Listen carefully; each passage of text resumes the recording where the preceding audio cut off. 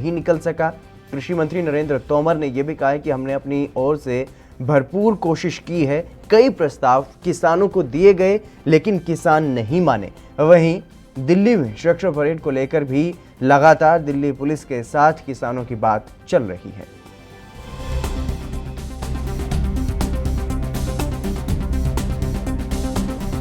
में उन्होंने कुछ सुझाव दिए हैं, कुछ रूट सुझाए हैं, अलग अलग 3 रूट सुझाए हैं। कौन से? और हमको उन्होंने ये कहा कि आप इसे रिंग रोड के बजाय ये वैकल्पिक रूट हैं जो बाहरी दिल्ली में हैं और एक ईस्ट दिल्ली में है जो गाजीपुर के लिए है। तो हमने उनको कहा है कि हम समिति में लेते हैं, कलेक्टिव निर्णय होते हैं हमारे, तो हम बात करके बता पाएंगे। क्योंकि अभी तक हमने जो अधिकृत उन्होंने हमें कर रखा है वो रिंग रोड के लिए कर रखा है, हम उसमें फेरबदल नहीं कर सकते। आपकी प्रपोजल हैं रखेंगे और अगर स्वीकार होगी तो कल 1 बजे दोबारा बैठक है, उसमें बता देंगे, नहीं तो रिंग रोड हमारा तय। बैठक में कौन कौन लोग थे? कमिश्नर साहब थे, जॉइंट कमिश्नर थे, दिल्ली पुलिस के स्पेशल कमिश्नर थे। सम्मान में हमेशा बात सोची और किसान यूनियन जो बात कर रही थी उनकी भी प्रतिष्ठा बढ़े और वो किसानों की नुमाइंदगी कर सकें, इसलिए भारत सरकार की कोशिश थी कि वो सही रास्ते पर विचार करें। और सही रास्ते पर विचार करने के लिए 11 दौर की बैठक की गई। जब यूनियन रिपील पर अड़ी रही तो सरकार ने उनके वक्तव्यों में चिन्हित तमाम सारी जो आपत्तियां प्रकट की गई थी उन पर सरकार ने उनका निराकरण करने के लिए, संशोधन करने के लिए एक के बाद एक अनेक प्रस्ताव दिए। लेकिन जब आंदोलन की पवित्रता नष्ट हो जाती है तो निर्णय नहीं होता। और मुझे लगता है कि वार्ता के दौर में मर्यादाओं का तो पालन हुआ, लेकिन किसान के हक में वार्ता का मार्ग प्रशस्त हो, इस भाव का सर्वदा अभाव था। इसलिए वार्ता। इस खबर पर चर्चा करने के लिए शिवराज सिंह किसान नेता हमारे साथ जुड़ गए हैं, वसीम राजा भारतीय जनता पार्टी से हमारे साथ जुड़ गए हैं। आप दोनों मेहमानों का स्वागत है। शिवराज जी, मैं आपसे जानना चाहता हूं, जिस तरीके से केंद्रीय मंत्री ने कहा कि आंदोलन की पवित्रता अब खत्म हो चुकी है, तो क्या अब आंदोलन की पवित्रता खत्म हो गई? आंदोलन की तो पवित्रता खत्म नहीं हुई, लेकिन मेरा कहना यह है सरकार और किसान दोनों को अड़ियल रवैया छोड़ना चाहिए। ना सरकार अड़ियल रवैये पर रहे, ना किसान अड़ियल रवैये पर रहे, क्योंकि किसानों की बनाई हुई सरकार है और सरकार के ही ये किसान है। कोई दूसरे देश के किसान नहीं है, इन्हीं सरकार के किसान है। सरकार की भी जनता जनार्दन की आवाज सुनना दायित्व होता है और जो नेतृत्व कर रहे हैं उनका भी दायित्व है कि कड़ी वार्ता की ना टूटे। जी, तो कौन से संगठन ऐसे हैं जो बात जो बनती हुई दिखाई दे रही है उसमें बन नहीं रही? अब किन की वजह से? अभी लगभग 1 हफ्ता पहले नरेश टिकैत जी ने बयान दिया था कि 3-4 संगठन ऐसे हैं जो बात को नहीं मानते हैं, जिद पे खड़े रहते हैं, उनको समझाया जाएगा या बाहर का रास्ता दिखाया जाएगा। और आगे क्या है, क्योंकि मैं तो किसान मोर्चा से बाहर हूं जी, क्योंकि लगभग 250 संगठन ऐसे हैं जो आज आंदोलन कर रहे हैं जी, और किसान मोर्चा जो है लगभग 40 संगठनों का है जी, और 40 किसान संगठनों के नेता ही वार्ता में जाते हैं। तो मैं तो आपके संगठन के माध्यम से जो किसान नेता जो 40 संगठनों से वार्ता में जाते हैं उनसे भी अनुरोध करूंगा कि हठधर्मता ना के बात को समझें और बात को आगे बढ़ाएं और सरकार भी बात को आगे बढ़ाए। इस तरीका से माहौल सही नहीं रहेगा।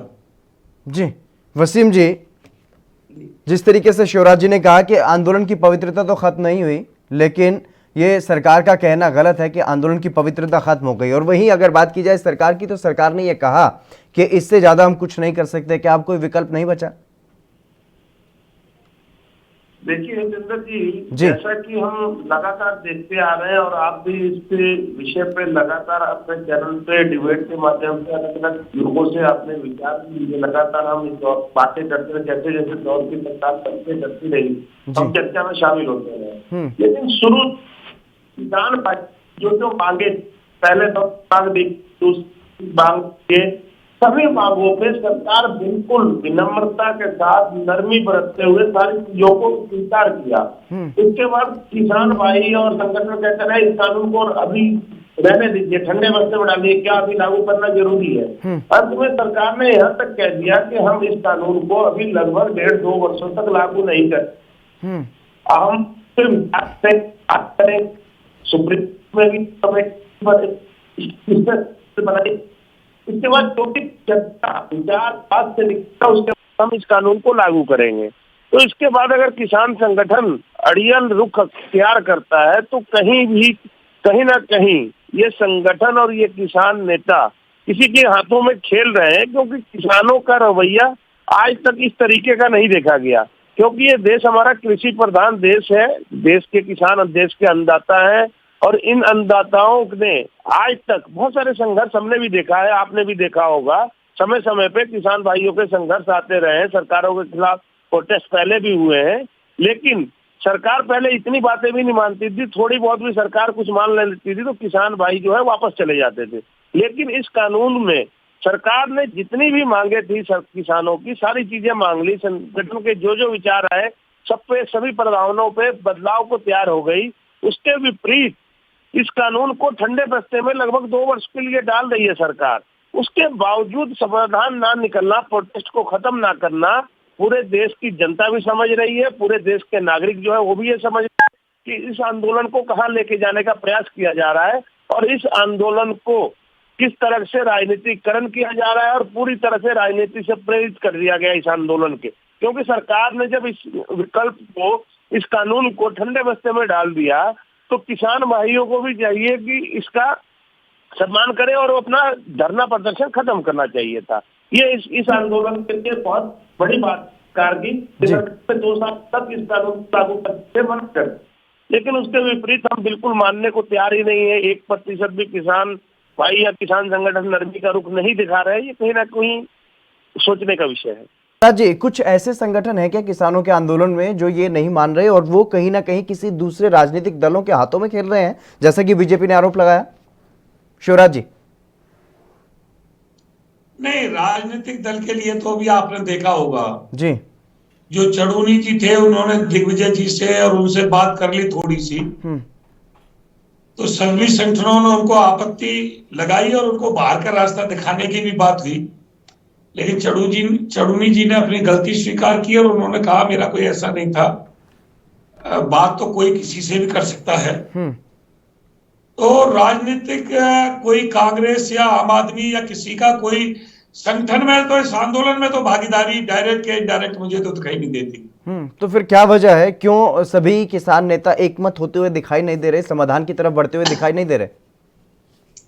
ये वजह ये है जी, मैं भाजपा के लिए नहीं कहूंगा जी, टिकैत साहब ने भी बोट क्लब पे आंदोलन किया था, एक बार बड़ा आंदोलन हुआ था वो, और टिकैत साहब को भी वार्ता करके आश्वासन देके खाली लौटा दिया।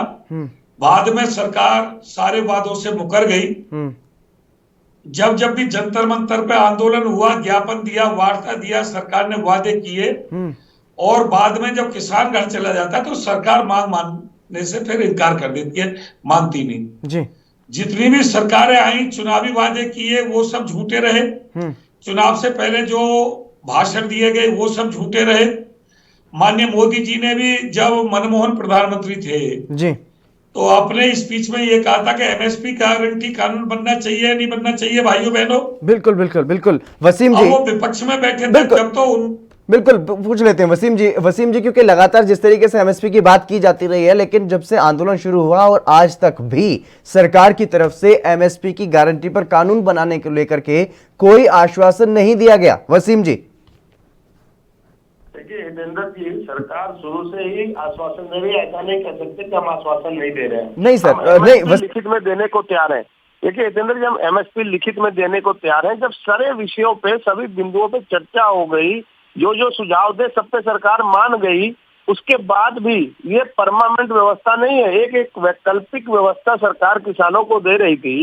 ये वैकल्पिक व्यवस्था भी लेने को तैयार नहीं, उसके बाद भी सरकार ने इसे ठंडे बस्ते में डालने का भी प्रावधान दे दिया, उसके बारे में भी प्रस्ताव दे दिया किसान संगठनों को। लेकिन एकदम से जिद लगा के बैठना कि किसान कानून रद्द हो। वसीम जी वो तीनों कानूनों का मामला है। एमएसपी पर अभी तक कोई भी प्रतिक्रिया इस तरीके की सामने नहीं आई कि कानून बना देंगे।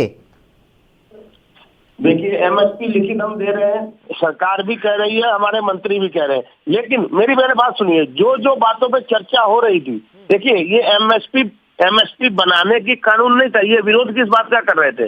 किसान संगठन विरोध कर रहे थे कि ये जो अपने ये कानून है, इस कानून को वापसी ले जाइए, ये कानून हमें पसंद नहीं है, इस पर चर्चा होनी चाहिए, इस कानून के ऊपर चर्चा हो, ऐसी बातें आ रही थी उनके सामने से। सरकार ने जिन जिन बिंदुओं पर इनको एतराज था उसमें परिवर्तन करने को तैयार हो गई।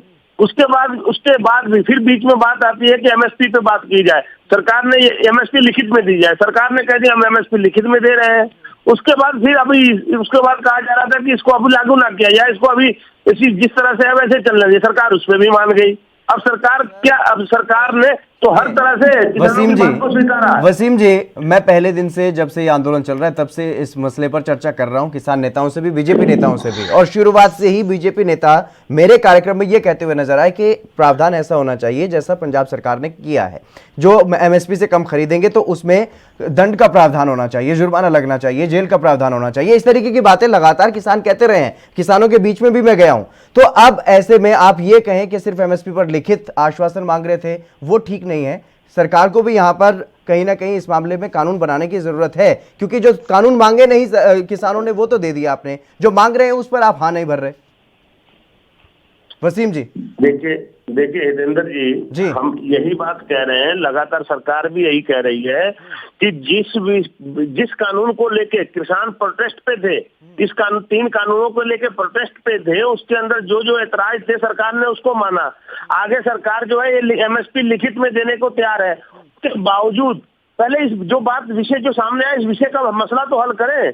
जो मांगे थे उनकी सरकार ने मान ली, इन विषय को लेकर धरना तो समाप्त करें, आगे की वार्ता चलती रहेगी। सरकार भी कह रही है वार्ता बंद नहीं हो रही है, इस कानून को ठंडे बस्ते में डाला जा रहा है 1.5-2 साल तक इसको। ये तो बता दिया शिवराज जी ने, और लगातार नहीं, ये तो बता दिया ना शिवराज जी ने कि पहले बातचीत मान ली जाती है, आश्वासन दे दिया जाता है, लेकिन उसके बाद कुछ भी माना नहीं जाता, कुछ भी धरातल पर नहीं उतारा जाता, सिर्फ आश्वासन देकर के भूल जाती है सरकार। देखिए हितेंद्र जी, इससे पहले की सरकारों ने क्या किया इससे हमें मतलब नहीं है। इससे पहले की सरकारें ये सरकार भी ऐसे ही कर रही है, ये सरकार भी ऐसे ही कर रही है। ये सरकार नरेंद्र मोदी जी की सरकार है और नरेंद्र मोदी जी शुरू से किसानों के पक्ष में है और किसानों के लिए अच्छी नीति से काम कर रहे हैं, किसानों के जनहित में काम कर रहे हैं, किसानों को मजबूत करने के लिए काम कर रहे हैं। और नरेंद्र मोदी जी शिवराज जी आखिर कहाँ कमी रह रही है? शिवराज जी आखिर कहाँ कमी रह रही है? सरकार की तरफ से क्या कुछ कमी अब फिलहाल दिखाई दे रही है जिससे बात नहीं बन पा रही? जी Shivraj ji,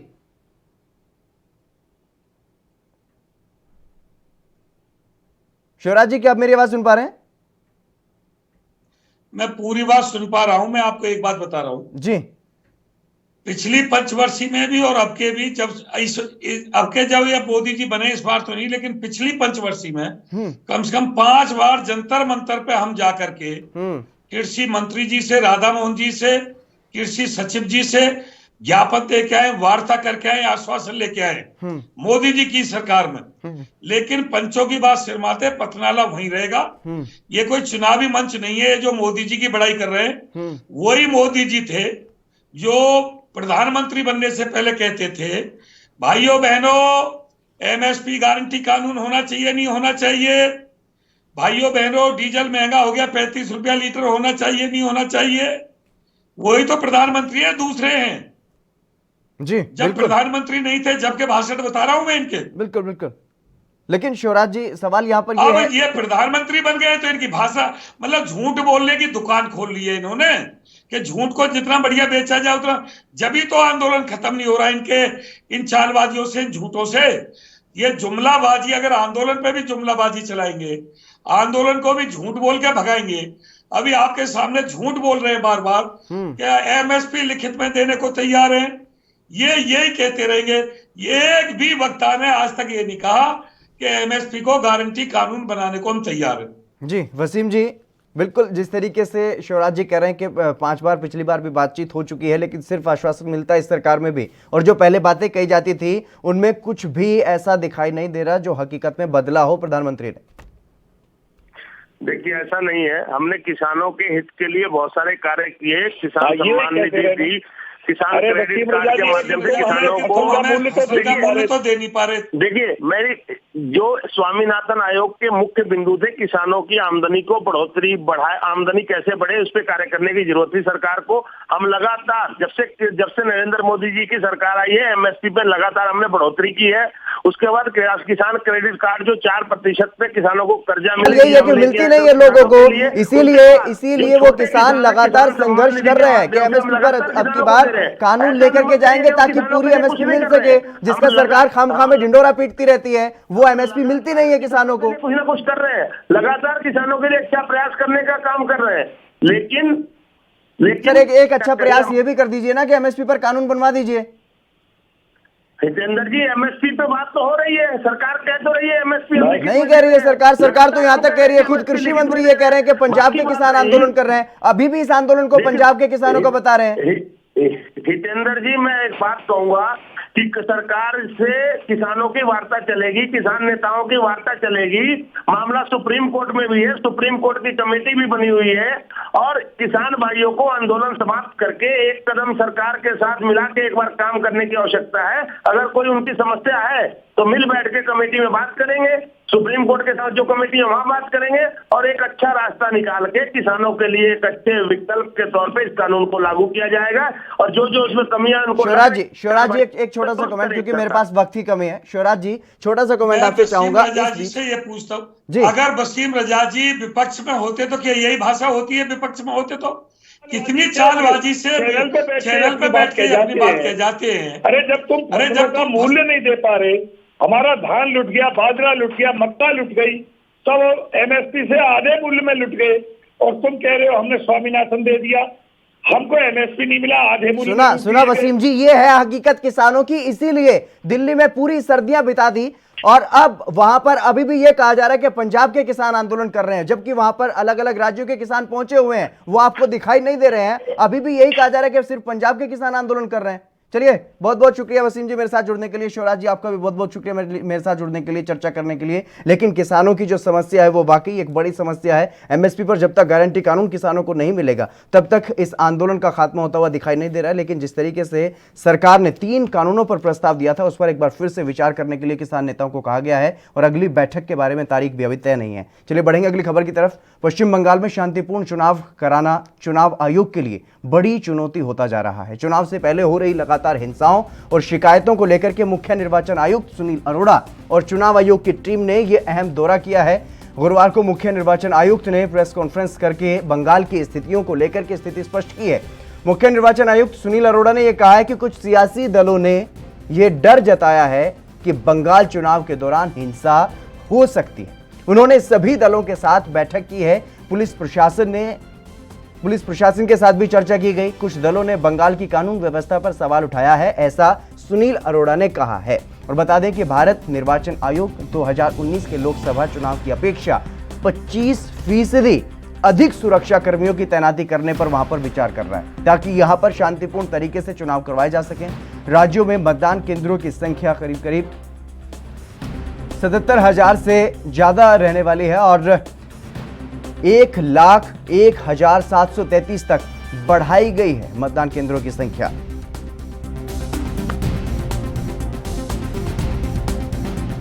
Most political parties showed concerns of law and order situation. They spoke of high voltage electioneering, which can become violent and threaten to vitiate the electoral process. We are just paraphrasing what they said.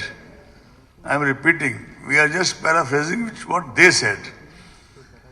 They also talked about provocative slogans, a communally charged atmosphere, etc., etc. They also wanted optimal deployment of CAPFs to be ensured. They also desired that videography webcasting be done at polling stations so that voters are assured of safe voting area. Representatives specifically mentioned that liquor or even food inducements, packet inducements be curtailed in. RB Upadhyay वरिष्ठ पत्रकार हमारे साथ जुड़ गए हैं इस खबर पर चर्चा करने के लिए। आरबी उपाध्याय जी, आपका स्वागत है एनबी न्यूज पर। धन्यवाद। आरबी उपाध्याय जी, भारतीय जनता पार्टी को कितनी बढ़त मिलेगी? टीएमसी के कितने मंत्री बीजेपी में चले जाएंगे? आज मेरा सवाल ये नहीं, आज मेरा सवाल सिर्फ ये है कि बंगाल की जनता जो वहां पर सरकार को तय करती है, मौका देती है किसी भी राजनीतिक दल को, उनका क्या हाल होने वाला है? क्योंकि जिस तरीके से राजनीतिक पार्टियों ने चिंता जताई है वहां पर, हिंसात्मक जो घटनाएं हो रही है वहां पर, उनको लेकर के क्या कुछ देखते हैं आप? किस तरीके की व्यवस्था वहां पर करनी चाहिए चुनाव आयोग को? देखिए, इतिहास गवाह है, जब कम्युनिस्टों का शासन था तब भी बंगाल में हिंसा होती थी इलेक्शन के दरमियान, और उसके बाद टीएमसी आ गई। तो बंगाल में हिंसा का दौर रहा है राजनीति में, और उसकी परिणति आप देख रहे हैं कि आज की हिंसा वहां पर हो रही है, जो लोकतंत्र के लिए शर्मनाक और घातक है जी। रहा इलेक्शन कमीशन। देखिए, इलेक्शन कमीशन पूरी कोशिश करता है कि जो भी मतदाता मत केंद्र तक जाए वो निर्भीक होके जाए, उसको एहसास हो कि मैं सुरक्षित हूँ, वोट देने जा रहा हूँ, तो वो अपना वोट कास्ट करे। उसी के मद्देनजर वो पूरी तैयारी करते हैं, सीसीटीवी कैमरे, सुरक्षा बल, और जैसा अभी 25% एक्स्ट्रा पोस्ट लगा रहे हैं। क्यों? ये जो मारामारी होती है आप देखेंगे स्टेट के इलेक्शन में ज्यादा होती है, लोकसभा में उतना वो नहीं होता जितना कि असेंबली के इलेक्शन में आप देखेंगे कि ज्यादा हिंसा देखने को मिलती है, नेक टू नेक फाइट होती है। रहा राजनीतिक दलों का, तो बंगाल का इलेक्शन टीएमसी वर्सेस बीजेपी होने जा रहा है, और जो थोड़ा बहुत स्पेस था लेफ्ट का और कांग्रेस का, वो भी लगभग मुझे लग रहा है कि वो उसे ऑक्यूपाई करने की ज्यादा से ज्यादा कोशिश वहां पर की जा रही है। बीजेपी को जब से 18 सीटें लोकसभा में मिली हैं तब से उनका मोरल बहुत हाई है। दूसरा, ममता के साथ है कि भी उनका एंटी इनकन्वेंसी फैक्टर लोगों में काम कर रहा है। और देखिए, जमीन से जुड़े नेता होते हैं।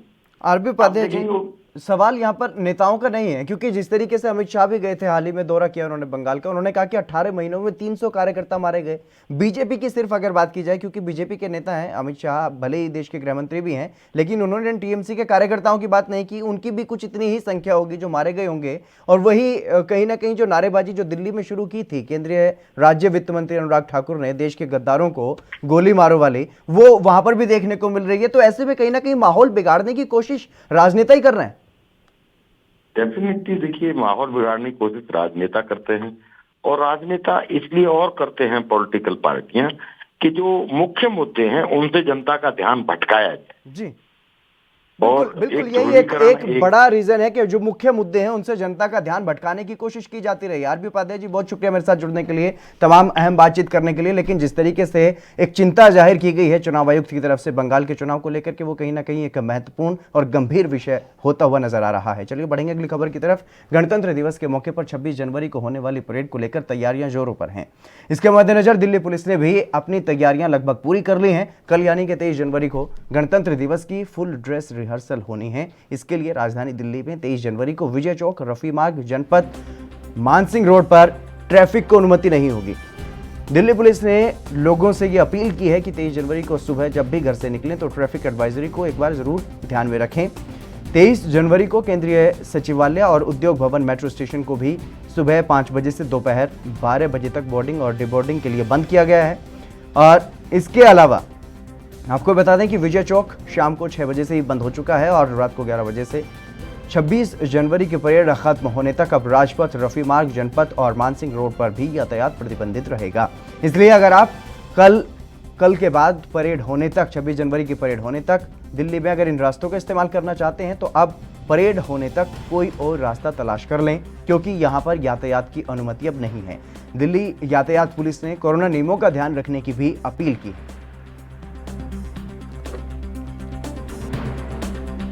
दिल्ली पुलिस की तरफ से ये अपील की गई है कि मास्क पहने, सोशल डिस्टेंसिंग मेंटेन करके रखें, सामाजिक दूरी जिसे शारीरिक दूरी के नाम से भी अब कहा जा रहा है वो भी मेंटेन करके रखें। अपने हाथों को सैनिटाइज करते रहें ताकि कोरोना से पूरी तरह से बचा जा सके।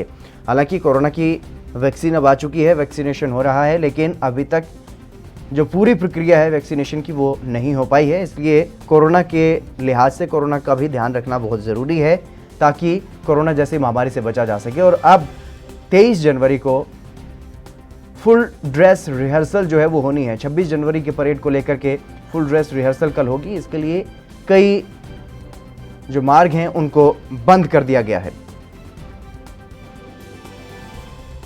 और अगर आप दिल्ली में जनपद की तरफ जाना चाहते हैं तो वहां पर आप नहीं जा सकते हैं। इंडिया गेट अगर जाना चाहते हैं तो वहां भी आप नहीं जा सकेंगे। इंडिया गेट का जो रास्ता है वहां भी अब यातायात जो है वो प्रतिबंधित कर दिया गया है जब तक परेड होगी तब तक। हालांकि इस बार कोरोना महामारी का असर 26 जनवरी को देखने को मिलेगा। 26 जनवरी की परेड में कोरोना महामारी का असर साफ तौर पर दिखाई देगा।